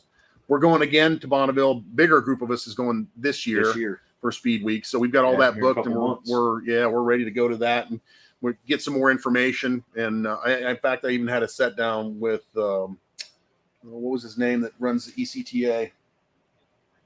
Keith Turk. We talked to him. No, ECTA. Keith sold it. Oh, that's right. That's right. That's right. Yeah. Well, we talked to him because I was trying to get an event up here in Mansfield. We have an old guard base that has a big long runway, but we couldn't convince them to let them have a car event there. They were worried they would lose some of their money from the government if they did an automotive style event. But so that's one that's in the coffers. We just want to go out and have fun. I don't know that we're going to go after any records or anything, but just go out on the salt and just you did it, right? You're not on your deathbed going, man, I wish I'd have went to the Salt Flats and raced, And then now we have a NASCAR, so we can go do some land speed stuff with it, and then we can switch it up and maybe go do some road course racing. We have a world renowned road course track here in Lexington, Ohio, called Mid Ohio Racetrack. 8 miles away. Yeah, it's 20 minutes away from us, and it'd be super cool to convert that thing and go road racing with it. Just Oh yeah. Just for fun. Not to be competitive in any way, shape, or form, but just to go have fun. Yeah. None of us are rich. We pool our resources together, So that's the only way we can do it. It's and if he was doing it by himself or you're doing, it could take 20 years to build a land speed car or something, Yep. But when we pull all our resources together, then it makes it happen a lot faster because none of us are getting younger. Yeah, we do it just on Saturday. Yeah.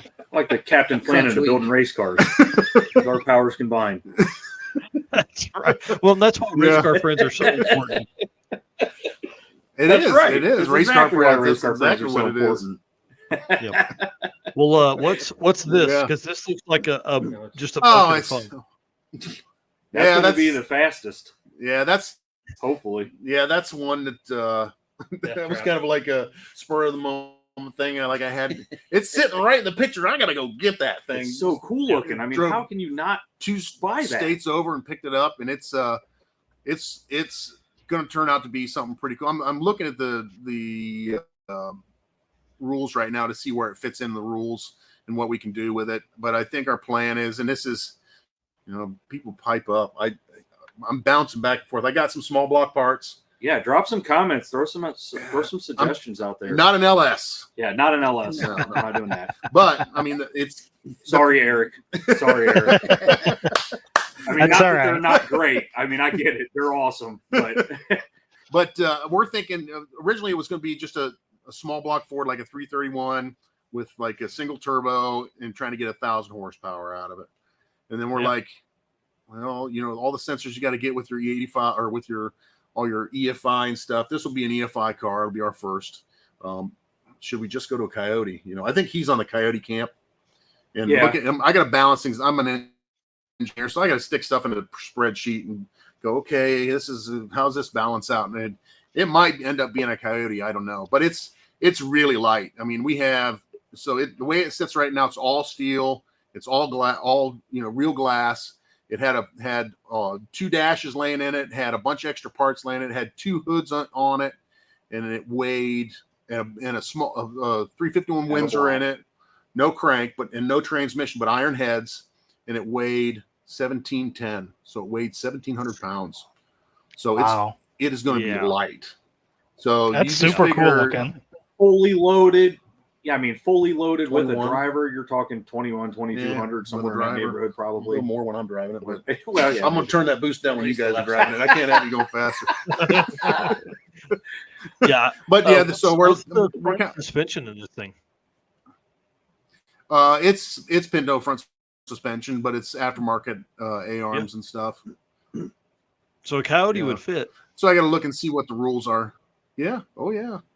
I'm on the camp of like a Coyote can safely make, 1,500 pounds power to weight ratio. We need to make 1,100 or 1,200. Why not do something that's 300-400 under what it can handle, and hopefully you don't stress things and it's reliable. That's the camp that I'm in. Yeah. Yeah, that car can go, 8s easily with that kind of power, I don't see what kind of cage is in it, but that's our goal. We want a cage that's sorted to 750, and we want to hopefully hit a 780, 790 somewhere in that neighborhood, and that'll be faster than we've ever went before. And that'll be awesome. And as fast as you'd ever want to go a 94-inch wheelbase. That's right. Right. Then there's that.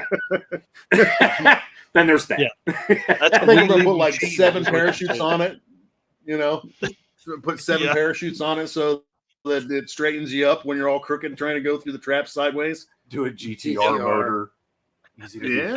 Something different, man, would be cool. And it would be easier to package because it's a V6, so it's shorter. Definitely doesn't have the width of a Coyote. But now we're talking 2JZ territory type stuff. Inline. I know. Yeah, we could do like the dirt fish, like Finnegan did.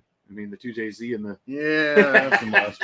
Maybe an Eco Boost. I wonder what you can get out of a 3.5 Eco Boost. I don't know. Yeah, that would be interesting. Now we're thinking outside of the box. There you go. Good comment. Yeah. Now you're making it hard for yourselves. That's the problem. When you're bench racing, not yet. We're still just bench racing on this one. Yeah, you could also That do that new only takes, that new 2.3. like- That'd be kind of fun. Yeah. I know they're getting 800 or 900 horsepower out of those things pretty reliably. Yeah, you could do that. 2.3. I mean, 900 horsepower. It's to stay lighter. Yeah, I don't know. I don't know.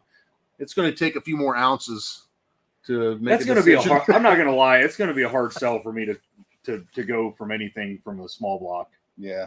I mean, yeah. It just needs to have 8 cylinders under the hood, in my opinion. Well, and again, you go back to the small block Ford with a single turbo, like an 80 millimeter turbo, make 600 or 700, and just have a blast. Yeah, right. Exactly. Yeah, we're not going after any records. We're not going after any big boys or anything. It's just what haven't we done yet, right? That's the other one. So so I had to go to San Diego for work a few weeks ago, and started looking at Marketplace when I was out there. Man, there's a lot of like trophy truck stuff over there. So I started looking, and we got a buddy that helps another guy that races Baja. It's like, so I talked to him. Like, on that note, if anybody has a good therapist, this guy has a problem and could use some help. So that's not a problem. But we're like, okay. We talked to him, and he's like, dude, there's like a 250 race. It's mostly like sand dunes. He said, getting class 16. It's like a VW Bug, with a 1600 cc limited suspension stuff. He said it's the sand stuff is easier on you. He said you break your back in one of those, especially a big dude like one of these guys in here stuffed in the VW Beetle with me. We'd have to be closer than we are. You know what I mean? That's friendlier than we are. We'd have to prepare by like snuggling at night or something. Probably. I'm down. No. Whatever it takes. Whatever it takes. Yeah. So we're looking at all kinds of stuff. There's a lot of stuff out there that we all want to experience. I mean, there's a lot of stuff out there when you start looking at all different. Look, he's talking about Pikes Peak. We've talked about all kinds of different stuff, road racing stuff, just to goof around and have fun. They have down at Mid-Ohio, they have like, you can take classes, bring your vehicle down there and take classes. And they'll run around the track with you, show you what you should be doing, what you shouldn't be doing. Yeah. And on that note, we found out that they have a legit class that you can enter vintage NASCAR stuff in. Yeah. So like we can go down there and enter into like a Trans Am style race or whatever and go just play around and have a good time. I think that'd be awesome. That sounds like all kinds of fun. Yeah. I see Sean Stanford popping in here saying he had some customers show up. Dude, that's what happens when you own a shop as busy as Solid Tech Performance. So no worries, man. We'll have you on in the next couple of weeks. We appreciate him letting us know what was going on. So that's no problem. I want to talk more about the bucket list mob and how important it is for folks to make that list and get that stuff going and start doing these things. Because again, listen, I lost my dad in 2020. Yep. That changed my entire life because he was 60 something years old, 62. I was like, I got to start doing this. I got to start living, because life truly is short. So yep. I want folks in the chat to tell us what are some of their bucket list adventures that they are going to do one day, and then hopefully it's going to spark them to, now that it's out in the world, now they're going to try and start living that. So I want to say thank you for putting that together. The bucket list mob is a heck of an idea. Yeah. And it came about kind of naturally, right? It did real natural. So it wasn't anything forced. It was, I group chatted the boys, and then I think I changed the name later on because it just said Mike, Patrick, Dad, Matt. So I'm like, let's call it something else. I'm like, let's call it the bucket list mob. We're the bucket list mob, dudes. We're checking stuff off our bucket list, right? Yep. And so it it's been that way for a few years. Yeah, like I said, the original like Facebook Messenger group chat was probably in existence for a couple of years before it eventually turned into a garage night where we just kind of sat down and I'm like, listen, man, we need to do a YouTube channel. Like there's no reason why we should not be filming this stuff and putting out videos. Like if it goes nowhere, oh well. And if it goes somewhere, great. So I guess with that being said, we're trying to do better. We've made we've made a schedule to try to put out a video every single week now. So we're dropping videos every Sunday. We're getting better with every one that we make, and it's getting funner. And I hope that it turns into something. It's turned into something already. We've got over 500 subscribers now, so hopefully this will boost them numbers a little bit and allow us to just do more bucket list mob stuff. Well, So one of the great things that's the too goal, is I guess. it makes you go create that content. Like it gives all of y'all a reason to get together, right? And it also forces us to get stuff done. Yeah. There's been a few times where it's a work night. Come on, guys. Crack a couple beers, and then pretty soon it's just sitting around talking about race cars. You know, it happens. It happens. The YouTube thing kind of does say, "Get off your butt, dude. Let's get something done." And then so I mean, we're planning that on fire. If you will. We're planning on filling up some B gas class stuff. Matt's building a '64 Comet, so he's building a gasser there, making lots of headway. The goal is, and I think Mike is and Eric is, Drag Week sells out, and it sold out in a few minutes, right? Yeah. But they never have a full class of cars. So, I mean, we're rolling down. So it goes from, us going down there with one car in 2019 to now we're going to roll down there with 3 out of our stable. And we got another guy that's he's coming down with us, and he's just going to show up with a hot rod too. So we're like, just get the word out, show everybody, explain to everybody how freaking fun it is. The parking lots at the hotel after you drive all day, you know what I mean? And hanging out with your other like-minded people that just eat, sleep, and breathe cars, And if we can do anything to make somebody laugh, and if we can do anything to make somebody have an aha moment before they hit 50, like me or whatever, to say, man, I need to stop and smell the roses sometime, And 60 hours a week just is, it's great for a paycheck, but what are you doing? You're exhausted by the time you got to work home. to live. You don't need to live to work. So I work for a guy that he's like, you can take as much vacation as you want. He said, I'll pay you for this amount, but if you got other stuff you want to do. He lost it. Same thing. He lost his dad and saw his dad build this business and just like rot away, and so he's like, you got to live your life. I mean, I'm looking at like my algorithm for Facebook Marketplace is all jacked up because it's looking at airplanes, it's looking at cars, it's looking at boats, it's looking at motorcycles. I mean, it doesn't know where the heck to go, right? It's slightly bipolar. Yeah, slightly. Yeah. 12-year-old Mike is like, that's ADD like me. Yes. Yep. ADD for sure. Yeah. Yep. Oh, that happens in the chat. Cool. It's how many times all of us are like, send something in the chat that we found on Marketplace. A few times we've gone and got them. Yeah. And there's a couple in there that I was like, the Comet. Yeah, the Comet we went and got off of Marketplace, right? Yeah. The NASCAR came off of Marketplace. There's a boat that me and Matt were looking at. Was like, hey, should we go get this jet boat? Jet boat sounds like a great idea. We don't need it, but it'd be so much fun. Yeah, think how cool the jet boat would look behind the truck. Everything is how cool would that look? Oh no, the jet boat would look cool behind the wagon. So I've got a wagon I've had for almost 2 decades, a '63 Squire on air ride and stuff. There's a video on there on that one as well. Yeah, and it needs some love. And we were talking about maybe doing a Godzilla in it, but I think it's going to get a Coyote just for drivability. Because I sure would love to daily drive that thing, but with a loose ring, oil smoking 390 and a FMX transmission, it's not great around town. And the brakes that don't like to work until they're used a little bit, and until they're warmed up and air ride to one side real hard. Could use a little bit of love and all that good stuff. The whole thing could use some love. Yeah, could all use a little bit of attention. Yeah, so everything on our list. Everything on our list could use a little bit of attention. Right now, psychologists are looking at us and going, "Those guys could all use a little bit of attention." Right, exactly. But yeah, it's Jack's got he's got one coming up.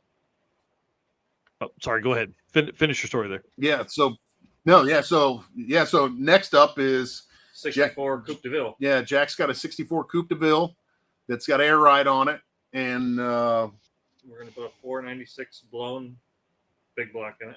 Yeah, so he's already got the engine with back. The 400 turbo. The right transmission. We're going to put the correct transmission in the car initially from the get-go. It was going to be a Lengo, but it's not very stable.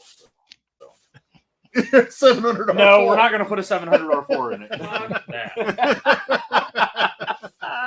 But yeah, he's got it. I think that we have a short of that one. It's up and coming. He's got to get the transmission. He owns a transmission shop. You can't get the transmission built. Yeah, it's working on everybody else's stuff. The missing link is the transmission from the transmission shop owner. Yeah. So the goal is just to make that just a burnout monster. So blown big block Chevy with a fucking driving cartoon. Yeah, running and driving cartoon. That's awesome. Well, what's your next trip? Where are you guys going next? Yep. Next trip is Bonneville, right? Bonneville. Next month. Well, this weekend we're toying whether we go to the Rockin' Race up at Dragon 42. It's a gasser race, old school stuff. Or Good Guys is actually down in Columbus again, so they're in the same weekend. So we're thinking maybe go up to the gasser race on Friday, and then Good Guys maybe on Saturday or something. And then not 100%. Yeah, not 100% sure. And then the next big one is our trip that's out for Speed Week out in Bonneville, and then Drag Week, which we're not taking anything to Speed Week in Bonneville. This is just going to be a scouting mission. Research and development. I like that. An R&D trip. It's going to be an R&D trip. Yeah, good terminology. I mean, the first time we went, learned a ton. I mean, if you've ever been or talked to the land speed guys, their cars are not light. No, they're adding tons and tons of weight to it. They want downforce in weight, not in air. Yeah, because you don't want to take flight. Yeah, at 400 miles an hour. I mean, there was that like mid 80s, the mid 80s Firebird. We talked to a guy would come up on there. It's like 7,700 pounds. Yeah, come up on him. It's got like electric power windows, a full interior and stuff. We're like, I mean, this is pretty heavy, isn't it? And he's like, you want weight. And then you should open up the hatch and there's just weights everywhere. Just like lead. He's like 7,700 pounds. Like, Jesus. So we learned a bunch. Yeah, we learned a bunch out there. Had a great time. And then I don't know, probably in the fall we'll do PRI or go to SEMA maybe. Probably PRI again. Probably PRI. Yeah, we had a great time. And then probably hit sick week again if we can get in. So two of the guys here have already been to Bonneville, and two of the guys here have not yet been to Bonneville. So this year, all of us will be there. Yeah. Well, Jack, not gonna make it. Yeah. Okay. So this year, three of us will be there. The two guys that haven't made it yet will be there, and Patrick and Dad. So there'll be five of us there for Bonneville. Yeah. So it ought to be a good time. That's gonna be a blast. Yeah, that's gonna be a blast. Yeah, I can't wait. Yeah, you kind of run out of weekends in Ohio. It's August. It's August the 3rd through the 11th or something. Yeah, something like that. Yeah, we're gonna fly out on Wednesday and watch for a couple days. A couple days is good, right? You don't all be there all week if you don't have a camper or something, right? So we'll do that. Yeah, it seems like this summer is like going by. Like you said earlier in the show, it's July already. How'd that happen? Yeah. I always feel like July is on the downhill slope. Up here in Ohio, it's like it starts. That's when it starts to cool off, start cooling off, and you start to go, oh, we're running out of nice weather. So yeah, that's our plans. Just keep pumping out videos every week. Yeah, there you go. That's the plan. Yeah, so let's get one or two more stories in. What are some of your favorite stories from Sick Week? Sick Week? My favorite is when Garrett Olson came up and said, hey, he said, would you be cool with us using your truck for the I Survived t-shirts? What am I going to say? Yeah, you better not. Right? Yeah. I'm going to need some copyright money. Yeah. I'm like, heck yeah. So that's another Cinderella thing, right? It's the truck with the trailer is on the I Survived T-shirt for Sick Week. Like that's probably the coolest. The big guys are wearing my dad's car or truck on their shirt. Yeah, that's cool. The guys that bought the shirt from Sick Week have my dad's truck on it, and so again, I can't awesome. Immortalized. It's not famous or anything. It's just you're immortalized in time. It's like my daughters can show their kids, hey, your great grandpa, did this when he was 77. You can do anything. Yeah. With the community that we're talking to right now, the guys that are watching this, that means something. So yeah, that's what's cool. Like, who wouldn't want their ride on the I Survived T-shirt? That was 100% unexpected, and probably one of the coolest things that we've ever got to experience. Yeah. And bit of an honor. Yeah. Yeah. So I mean, just the attention that truck and that boat got was just, it was overwhelming all week long. And it was just a cool experience for sure. I mean, it kept a smile on our faces, even through the trials and tribulations that we had throughout the week. And it still was a really, really cool experience. Yeah. That's awesome. Happy for anybody to come up and hang out and crack one with us or whatever. We're happy to have anybody swing by, Yep. Yeah. Well, that's cool. That would be mine for a Sick Week. Yeah. I agree. And that's one of the coolest things. Another one. Oh, go ahead. Now, another one of the Sick Week things on day one, when we got to line the truck and the fair lane up, Mike and I got to line up at Florida or in Florida on day one, or I've been day zero. It was Tech Day, right? Tech Day testing. We were the last two in the staging lanes. We got to put the car and the truck on the line together and run. I was driving the truck and he was driving the car, and he had way too much gear in the car. So we left, and I thought he just like blew the tire off. And then we were neck and neck, and we literally ran like side by side all the way down the track. And it was just because he literally ran out of gear. So like I got him out of the hole, then he caught me and passed me, and then I caught back up with him, and then we crossed the finish line at the same time. So that was pretty cool. Yeah. That was fun. That's pretty neat. Well, guys, thank you so much for coming on tonight. Thank you so much for spending time with us. We really appreciate you guys doing that. Anytime, thank you for the opportunity, Eric, man. We appreciate everything you guys do for the Drag and Drive folks out there, the whole community. We appreciate that. And we'll see you at Drag Week too. Yep. Heck yeah. Yeah, absolutely. Yeah. More shenanigans to come. Oh, absolutely. Parking lot beers and trailer burnouts, baby. Yes, garage beers, baby. Garage beers. If we're taking sponsors, by the way. We're taking sponsorships. So I like it. All right, guys. We'll see you soon. See ya. Thanks, you guys so much. Thank you. We'll see you. Have a great night. Bye. Dude, what a fun bunch of guys. Listen, and again, if you're not following, you need to go follow the Bucketlist Mob. Awesome group of guys, awesome videos. Again, we talked about 40 something videos loaded to their page. I mean, you can't get cooler than that. And just again, story, I say it all the time. You got to get out and you got to do stuff. You got to Eric says it too. You got to drive your car. You got to get out. You got to spend time in your car. You got to wrench on that thing. And I know I say it all the time, and I don't live it, dude. I've got 2 cars I'm staring at right here in the shop that I haven't worked on in a while, but it's coming, I promise. So, y'all, I've had a blast tonight, dude. It's been fun. Yeah, they seem like a bunch of cool guys, and I look forward to hanging out with them at Drag Week. It's gonna be fun. Oh yeah, for sure. And we've got, hopefully we can announce a big deal for Drag Week for us next week. I hope we can get that lined out and be able to make that a public thing, because if it comes together, I can't wait, dude. I can't wait. It's going to be great for our race car friends and provide a lot of opportunity for people to tell stories and stuff. So, all right, one more time through the race car friends and stuff, if you want to do that, and then we'll send these folks on to finish their night out. Yeah, absolutely.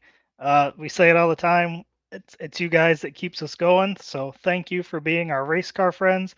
Invite all your race car friends to the Drag Drive, Repeat Race Car Friends group while you're at it. And then we can't do it without our sponsors, Summit Racing, Driven Racing Oil, Molly Motorsports, Car Chains 3D, WAF Racing, Performabuilt Transmission, Howard's Cam, Sweet Patina, Racing Junk, and Power Tube TV. Yep, that's for sure. All right, guys, we'll see you soon. Yep, see you guys.